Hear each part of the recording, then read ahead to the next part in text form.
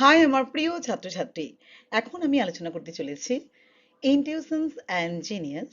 এখানের যে তোমাদের এই প্রবন্ধটা আমি পড়াচ্ছি তার সেকেন্ড পার্ট নিয়ে আজকে আলোচনা করছি। তো প্রথম পার্ট নিয়ে আলোচনা করেছি, তো আজকে সেকেন্ড পার্টটা নিয়ে আলোচনা করছি। আর জাস্ট খালি অল্পই বাকি থাকবে, খালি থার্ড আর কি পার্টে তোমাদের সেটাকে আলোচনা করে দেব। তো চলো শুরু করি। Properties previously isolated in dead notations and many others previously unnoticed. তো প্রপার্টিস বলতে অ্যাকচুয়ালি গুণ বা বৈশিষ্ট্য, প্রিভিয়াসলি বলতে আগে, আইসোলেটেড বলতে আলাদা বা বিচ্ছিন্ন, ডেড নোটেশন মানে হচ্ছে জীবন্ত, অর্থহীন বা কেবলমাত্র প্রতীক চিহ্ন, অ্যান্ড আননোটিস বলতে যেটা আমাদের নজরে আসে না বা অদেখা। অর্থাৎ এই বাক্যের মধ্যে বলতে চাইছে যে আগে কিছু বৈশিষ্ট্য কেবল কঠিন বা প্রাণহীন প্রতীক বা নোটেশনে সীমাবদ্ধ ছিল, এবং আরো অনেক কিছু ছিল যা চোখে পড়েনি বা গুরুত্ব দেওয়া হয়নি। The idea goes beyond all formulation and schematism.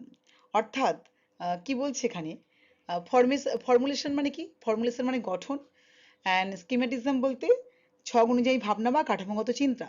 অর্থাৎ এই ধারণা সমস্ত গঠিত নিয়ম বা ছকবদ্ধ চিন্তার সীমা অতিক্রম করে যায়। It arises out of profound experience.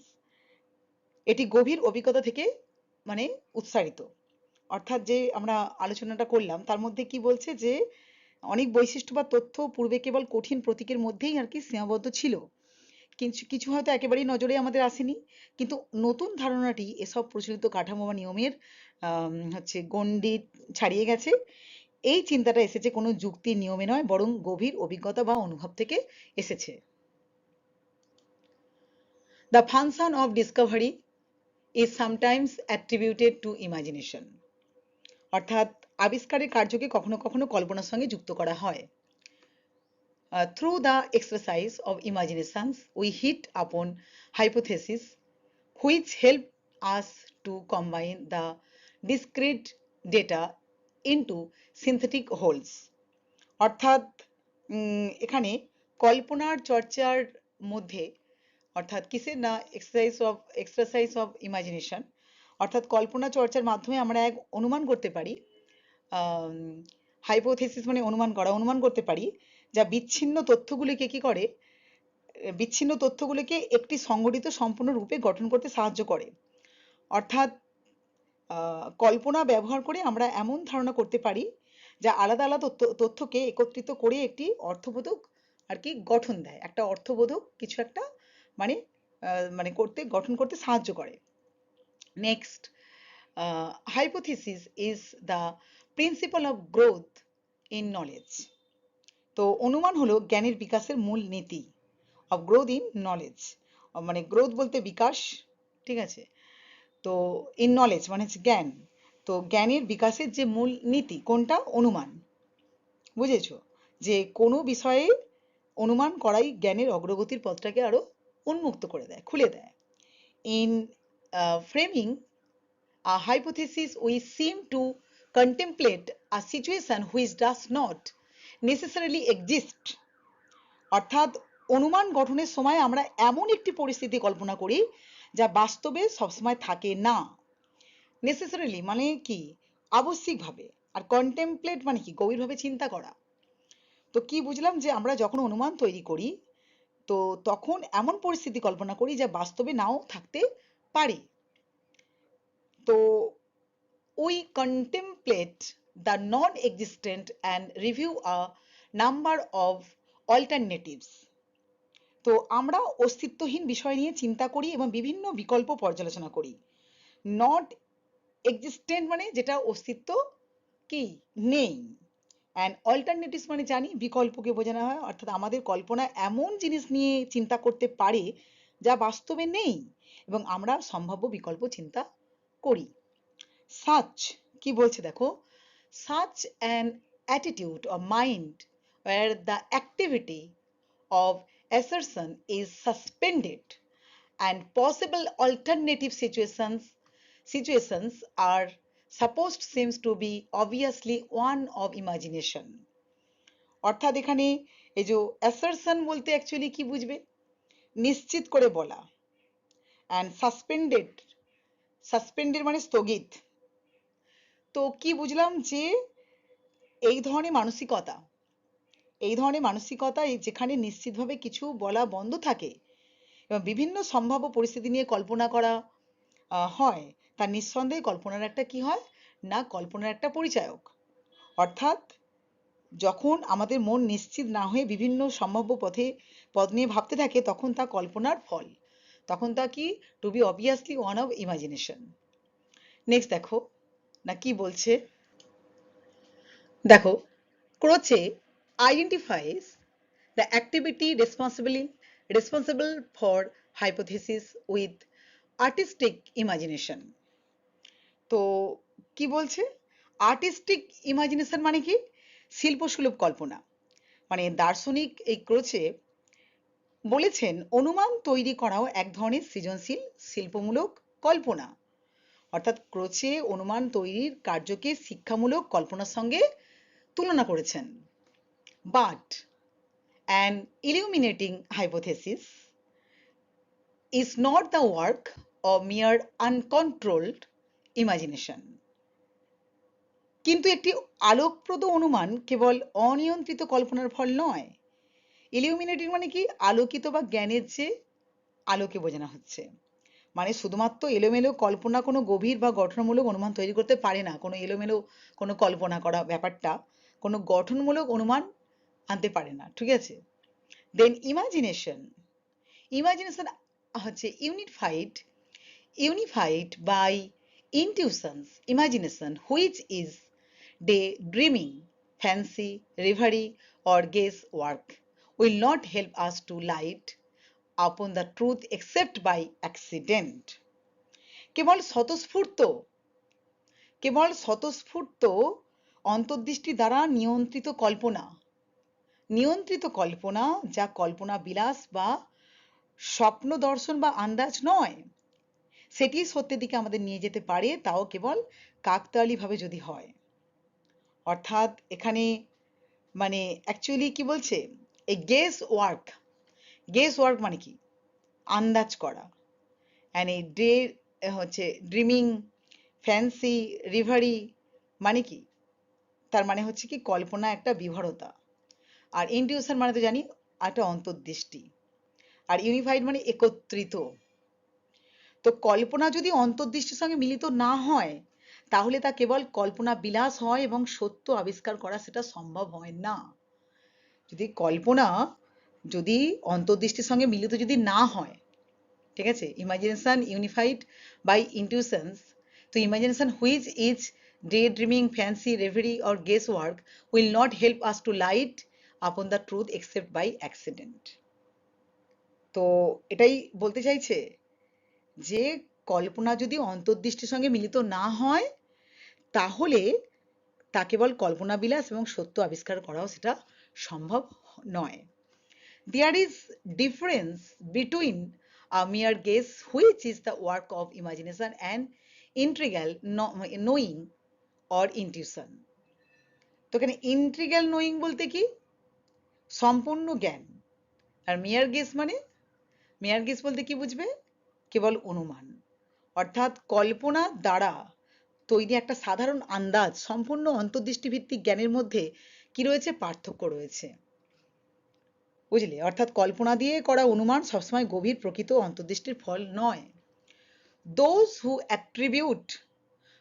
who attribute the framing of hypothesis to imagination assign it not to the analytical intellect but to the appreciative part of our mind। অর্থাৎ এই যে অ্যাপ্রিসিয়েটিভ পার্ট মানে কি, অনুধাবনশীল যে একটা মন। And attribute মানে তো বলেছি অনেকবারই, অ্যাট্রিবিউট বলতে আমরা কি বুঝি, মানে কৃতিত্ব দেয়া। অ্যানালিটিক্যাল, এই যে বলছে অ্যানালিটিক্যাল হচ্ছে তোমার ইন্টেলেক্ট, ঠিক আছে, তার মানে কি বিশ্লেষণধর্মী বুদ্ধি। অর্থাৎ যারা অনুমান গঠনের কৃতিত্ব কল্পনাকে দেন, তারা এটিকে বিশ্লেষণমূলক বুদ্ধি নয়, বরং আমাদের মনের একটা অনুধাবন মানে যে মানে ইচ্ছা বা আমাদের যে ক্ষমতা অংশের সঙ্গে যুক্ত করেন। মানে অনুধাবনশীল যে একটা মন, সেই মন অনুমান গঠনের ক্ষেত্রে যুক্তিবাদী মস্তিষ্ক নয়, অনুভব এবং উপলব্ধি শক্তি দ্বারা চালিত বলেই ধরা হয় তাকে। কি বললাম? অনুমান গঠনের ক্ষেত্রকে যুক্তিবাদী মস্তিষ্ক শুধু নয়, অনুভব এবং উপলব্ধি শক্তি দ্বারা চালিত চালিত বলেই আর কি মনে হয়। নেক্সট দেখো, the insight does not arise so much as the solution of A problem but as the perception of something true. Perception বলতে কি এখানে উপলব্ধি, অ্যান্ড ইনসাইট, ইনসাইট মানে হচ্ছে কি না অন্তর্দৃষ্টি। এই অন্তর্দৃষ্টি কোনো সমস্যার সমাধান হিসেবে নয়, বরং কি না সত্যের এক উপলব্ধি হিসেবে প্রকাশ পায়। তাহলে বুঝলে এই ব্যাপারটা আমরা কি আলোচনা করলাম, যে নতুন কিছু আবিষ্কারের পেছনে কল্পনার বড় ভূমিকা রয়েছে। কল্পনার মাধ্যমে আমরা যেমন এমন অনুমান করতে পারি যা বাস্তবে নাও থাকতে পারে। মানে অনুমান গঠনের প্রক্রিয়া একটা বিশ্লেষণাত্মক যুক্তিবাদের থেকে নয়, বরং আমাদের অনুভব ক্ষমতার কল্পনার শক্তি থেকে আসে। কিন্তু কেবল কল্পনা নয়, আবার শুধু এলোমেলো কল্পনা নয়, অন্তর্দৃষ্টির সঙ্গে মিলিত কল্পনাই সত্য আবিষ্কারের পথ দেখাতে পারে। এটি কোনো যান্ত্রিক প্রক্রিয়া নয়, বরং এটা গভীর একটা উপলব্ধির একটা বিষয়। তো এখানে আমরা প্রত্যেকটা কথার মধ্যেই একটা জিনিস পাচ্ছি, সেটা হচ্ছে অন্তর্দৃষ্টি। আর এই অন্তর্দৃষ্টির সাথে একটা প্রতিভা, একটা জিনিয়াস, একটা প্রতিভা। তো এই যে দুটোর সঙ্গে ওতপ্রোতভাবে যুক্ত, রিলেটেড, ঠিক আছে, সেই জিনিসটাই বারবার ধরে প্রত্যেকটা অনুচ্ছেদে কিন্তু এইভাবেই কিন্তু বলার চেষ্টা করছেন রাইটার, যে মানে কল্পনা একটা বড় ভূমিকা পালন করে, কিন্তু কল্পনা শুধু এলোমেলো কল্পনা নয়, সেই কল্পনা অন্তর্দৃষ্টির সঙ্গে মিলিত কল্পনাই সত্য আবিষ্কারের পথ দেখায়। মানে ইমাজিনেশন, এখানটার মধ্যে আমরা কি ইমাজিনেশন ব্যাপারটা বেশি পেলাম। তো তো সেই ইমাজিনেশনটা মানে সবাই আমরা কল্পনা করতে পারি, কল্পনা আমাদের সকলের মধ্যেই হয়, কিন্তু কল্পনা করছো মানেই তুমি কোনো কিছু একটা খুব ভালো কিছু ক্রিয়েট করছো, কিছু নতুন কিছু আবিষ্কার করছো, তা কিন্তু নয়। সেই কল্পনার সঙ্গে কি থাকতে হবে? অন্তর্দৃষ্টি থাকতে হবে। তবেই সেটা একটা সত্য আবিষ্কারের পথকে আমরা মানে তৈরি করতে পারবো। যান্ত্রিক প্রক্রিয়া নয়, বরং গভীর একটা উপলব্ধির বিষয় এটা। দেখো, the intuitions, which is an activity of the whole being, cannot be gained by mere intellectual effort.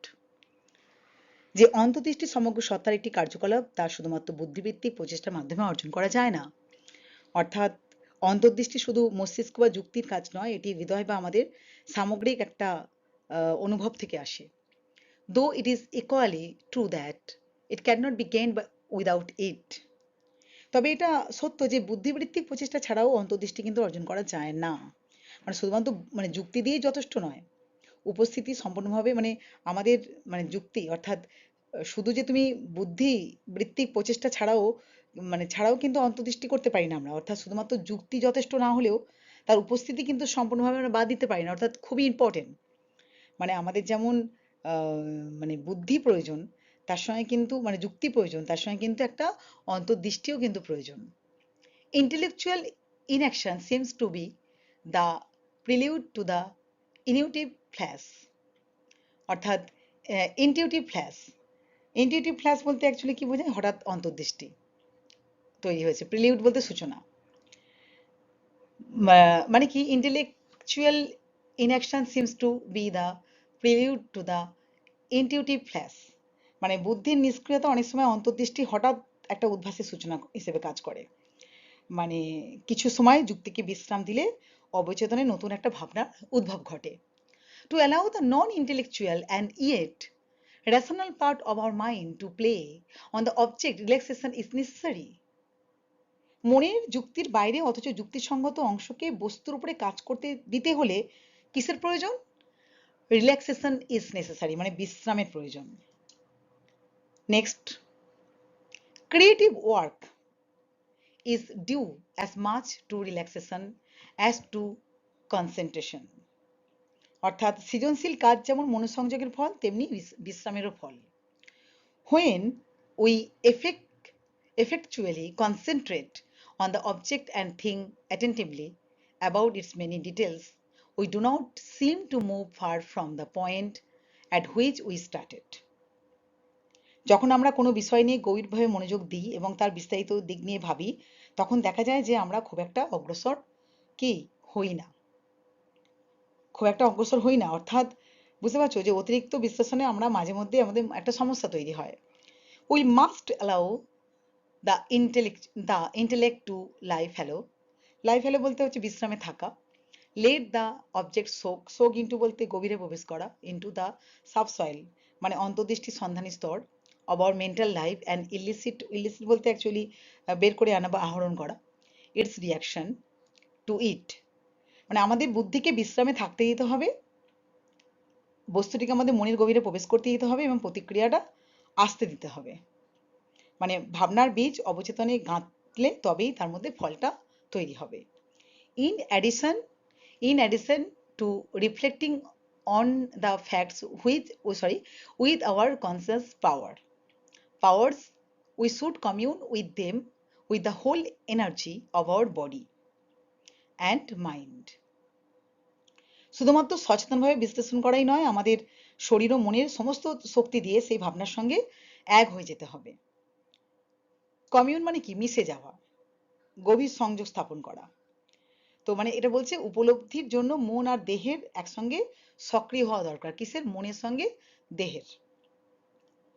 For it is the whole mind that will reach the whole object. কারণ সমগ্র মনই একটি বিষয়কে পুরোপুরি উপলব্ধি করতে দিতে পারে। আংশিক মন দিয়ে কোনো কিছু গভীরে পৌঁছানো যায় না, সম্পূর্ণ মনের প্রয়োগটা কিন্তু দরকার। The essence of things cannot resist the concentrated attack of the whole mind. তো কি বলছে? কোনো কিছুর সারমর্ম সমগ্র মনের একাগ্র আক্রমণকে প্রতিহত করতে পারে না। মানে মন যদি পুরোপুরি নিবন্ধ না হয় তাহলে জটিলতা কিন্তু সহজেই ধরা পড়ে। The mind moves on to something new when it is relaxing indolently or trifling with futilities. মানে কি? মন যখন অলস বিশ্রামে থাকে বা তুচ্ছ বিষয়ে ব্যস্ত থাকে তখন সেটি নতুন কিছুর দিকে এগিয়ে যায় না। ইনডোলেন্টলি মানে হচ্ছে অলসভাবে, অ্যান্ড ট্রাইফলিং উইথ ফিউটিলাইটস মানে হচ্ছে কি? তুচ্ছ ব্যাপারে সময় নষ্ট করা। মানে অনেক সময় বিশ্রামের মধ্যেই নতুন ভাবনার একটা উদ্ভব ঘটে। তো আমরা কি আলোচনা করলাম? আর এখানে কি না, ইনটিউটিভ আইডিয়াস স্প্রিং ইন। তো পরের লাইনের সাথে ওটা আছে। দেখো কি বলছে না, তবে এটা মানে কি না, ইনটিউটিভ আইডিয়া স্প্রিং ইন অর্থাৎ অন্তর্দৃষ্টিজনিত ভাবনা তখনই মাথায় আসে আর কি। তো স্প্রিং ইন মানে কি বলতো? হঠাৎ আসা। মানে চিন্তা যখন বিশ্রামী মানে থাকে তখন হঠাৎ করে নতুন ধারণা জন্ম নিতে পারে। তাহলে এই মানেটা পুরোটা বলে দিচ্ছি, দেখো খুব তাড়াহুড়ো করে বলছি, কিছু ভুল ত্রুটি হলে প্লিজ আমাকে ক্ষমা করে দিও। কারণ একদম সময় পাচ্ছি না যে খুব ভালোভাবে প্রিপারেশন নিচ্ছি তা দিতে পারছি না। তো দেখো কি বলছে, একটু নিজের মতন করে বলে দিচ্ছি এটাকে। দেখো না, এই অংশে লেখক ব্যাখ্যা করেছেন যে অন্তর্দৃষ্টি শুধুমাত্র যুক্তিবাদী চিন্তার মাধ্যমে আসে না, এটা আসে আমাদের পুরো সত্তার সক্রিয়তার মাধ্যমে, যেখানে বুদ্ধির পাশাপাশি বিশ্রাম প্রয়োজন, অবচেতন চিন্তা, শরীর, মন, আত্মার মেলবন্ধন প্রয়োজন। মানে সৃজনশীলতা বা নতুন কিছু তৈরি করতে গঠিত হয় তখনই যখন আমরা চিন্তা করে থেমে যাই, তারপর সেই চিন্তা অবচেতনভাবে মনের গভীরে মিশে যায়। তখনই সত্য এবং অন্তর্দৃষ্টির ঝলক আমাদের মধ্যে আসে, যা সমস্ত জটিলতা পরিষ্কার করে দেয়। ঠিক আছে? অর্থাৎ বুদ্ধির পাশাপাশি বিশ্রামের প্রয়োজন এবং অবচেতন চিন্তা, শরীর, মন, আত্মার একটা মেলবন্ধনও প্রয়োজন। তাহলেই কিন্তু কি হয় না, অন্তর্দৃষ্টির ঝলক আমাদের মধ্যে কিন্তু আসে। ঠিক আছে? Next, those deep silences which interrupt our busy lives. সেই গভীর নীরবতা যা আমাদের ব্যস্ত জীবনে হঠাৎ বাধা দেয়। In them the mind is brought under the grasp of the spirit. এবং সেই নিস্তব্ধ মুহূর্তগুলো আমাদের মনের একটা আত্মার নিয়ন্ত্রণে চলে আসে। It is then that our deeper consciousness grows and becomes intensely aware of the nature of the object. অর্থাৎ তখনই আমাদের গভীর একটা চেতনার বিকশিত হয় এবং সে বস্তুর প্রকৃতি সম্পর্কে একটা তীব্রতর সচেতনতা হয়ে ওঠে। অর্থাৎ বলতে চাইছি কি, নিস্তব্ধতার মাঝে আমরা অভ্যন্তরীণ উপলব্ধি দিয়ে কোনো কিছুর প্রকৃত রূপ বুঝতে পারি। তো ইন্টেন্সলি অ্যাওয়ার মানে কি? গভীরভাবে, মানে গভীরভাবে সচেতন। অ্যান্ড ডিপার কনসিয়াসনেস অর্থাৎ গভীর চেতনা। দেখো, the truth saves itself from within and lives forth as a spark from fire. সত্য নিজে থেকেই ভেতর থেকে গঠিত হয় এবং আগুন থেকে স্ফুলিঙ্গ বের হওয়ার মতনই হঠাৎ প্রকাশ পায়। অর্থাৎ সত্য জোর করে তৈরি করা যায় না, তা আত্মিক উপলব্ধি থেকেই কিন্তু স্বতঃস্ফূর্তভাবে উঠে আসে। The relaxation of intellect means the activity of the whole mind, the awakening of the whole being for the crucial act to arise.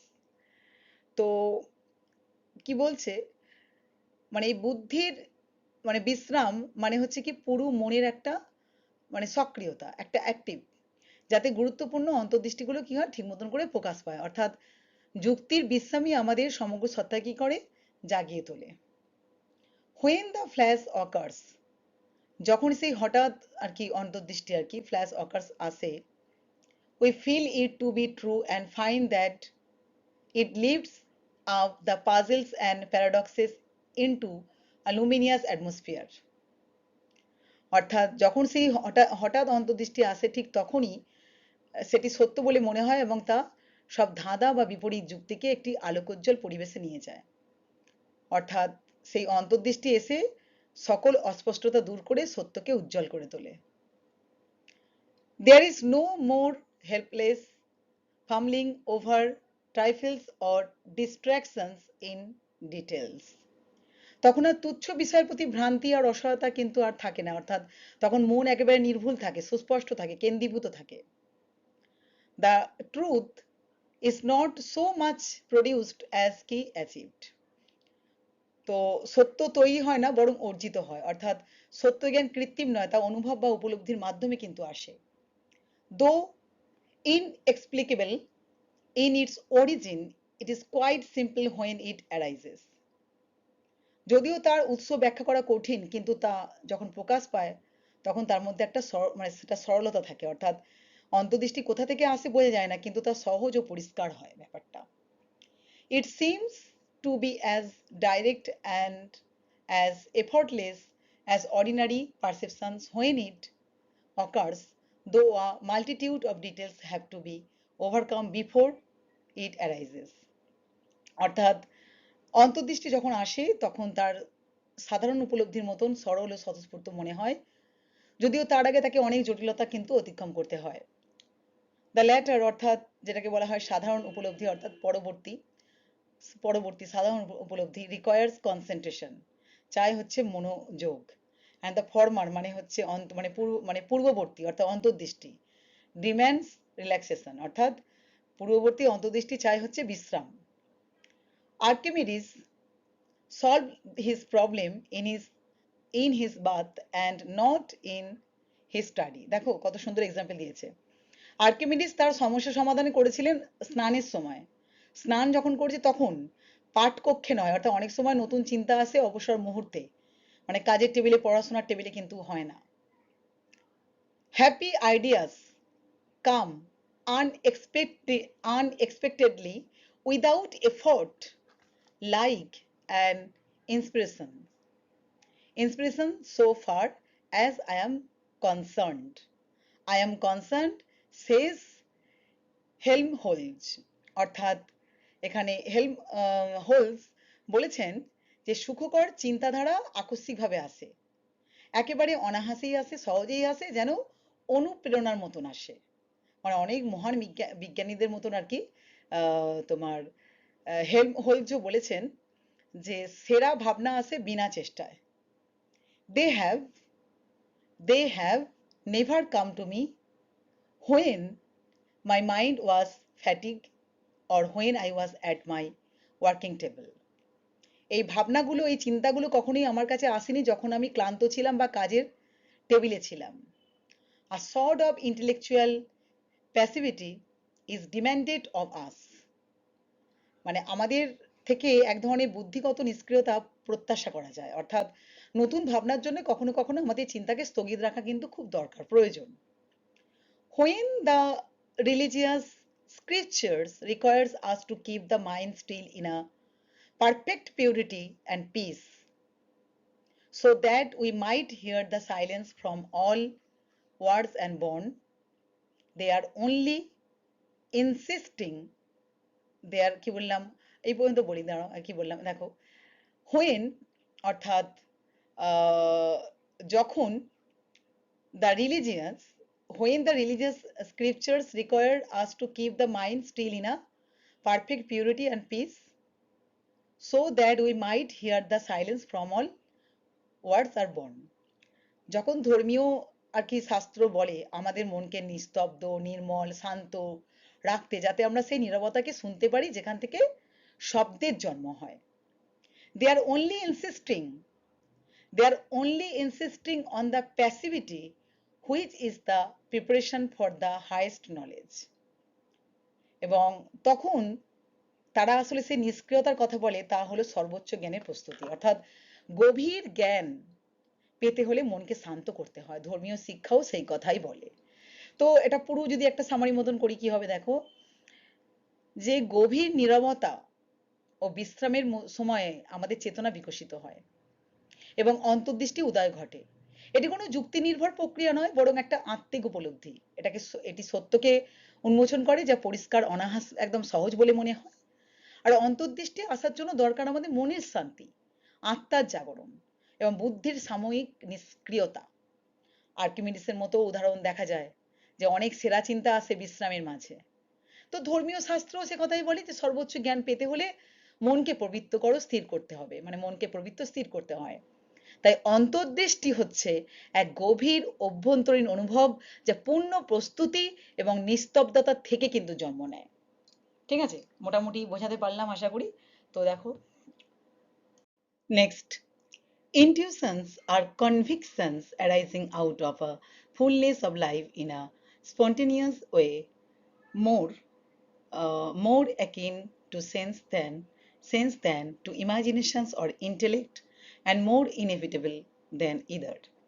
অর্থাৎ অন্তর্দৃষ্টি এমন একটা দৃঢ় বিশ্বাস, যা কি না জীবনের পরিপূর্ণতা থেকে একটা স্বতঃস্ফূর্ততা মানে ভাবে জন্ম নেয়, যা কল্পনা বা বুদ্ধির চেয়ে অনুভবের কাছাকাছি এবং তাদের তুলনায় আরো অনিবার্য। এই যে ইনটিউশন মানে কি বলেছি, অন্তর্দৃষ্টি, কনভিকশন মানে হচ্ছে দৃঢ় বিশ্বাস, ফুলনেস অফ লাইফ মানে জীবনের পূর্ণতা, স্পন্টেনিয়াস মানে স্বতঃস্ফূর্ত, অ্যাকিন টু মানে কাছাকাছি, ইনএভিটেবল মানে মানে অনিবার্য। অর্থাৎ লেখক বলছেন যে অন্তর্দৃষ্টি কোনো পরিকল্পনা বা যুক্তির ফল নয়, বরং জীবনের গভীর অভিজ্ঞতা থেকে স্বতঃস্ফূর্তভাবে জন্ম নেওয়া অনুভব, যা বুদ্ধি বা কল্পনার চেয়ে গভীর এবং অনিবার্য। There is no control over them. The upward urges are a creation of the unconscious and the unwilled. Upward urges মানে ঊর্ধ্বগামী আর কি টান একটা, ক্রিয়েশন মানে তো সৃষ্টি, আনকনসিয়াস অর্থাৎ মানে অচেতন, আনউইলড মানে অনিচ্ছাকৃত। অর্থাৎ এই অন্তর্দৃষ্টির ওপর আমাদের কোনো নিয়ন্ত্রণ থাকে না।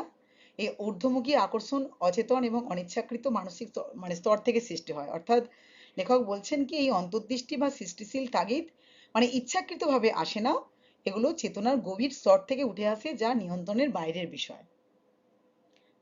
Then the spirit bloweth where it listeth, and thou canst not tell whence it cometh and whither it goeth.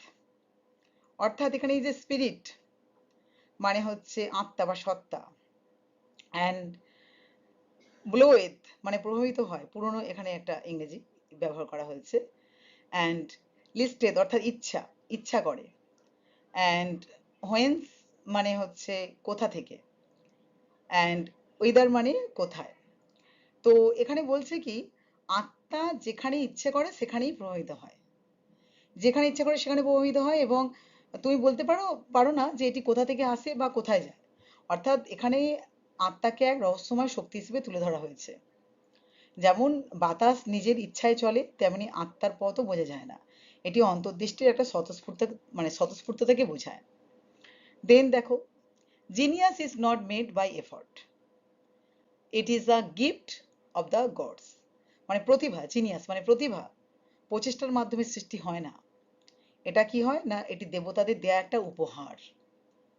তো দেন দেখো কি বলছে, Plato himself a genius suggests that creative thought is a kind of madness sent upon men by the gods in accordance with some purpose of which they and not we are conscious. অর্থাৎ Plato যিনি নিজেকে একজন প্রতিভাবান মানে বলেন যে সৃষ্টিশীল চিন্তা একটা উন্মাদনার মতন যা দেবতারা আমাদের উপর নিক্ষেপ করেন একটি উদ্দেশ্য অনুযায়ী যারা বিষয়ে মানে যার বিষয়ে তারা সচেতন মানে কিন্তু আমরা নই। অর্থাৎ কি বলছে এখানে নট উই আর কনসিয়াস। অর্থাৎ প্লেটোর মধ্যে সৃষ্টিশীলতা বা প্রতিভা একটি ঐশ্বরিক একটা উন্মাদনা বা ঈশ্বর নির্দিষ্ট উদ্দেশ্য অনুযায়ী মানুষকে দেন, যদিও সেই উদ্দেশ্য তারা জানেন, মানুষ কিন্তু সেটা জানে না। তো উই গ্রিকস সেজ প্লেটো, মানে প্লেটো বলেন অর্থাৎ আমরা Greek we hour greatest blessings to heaven send madness.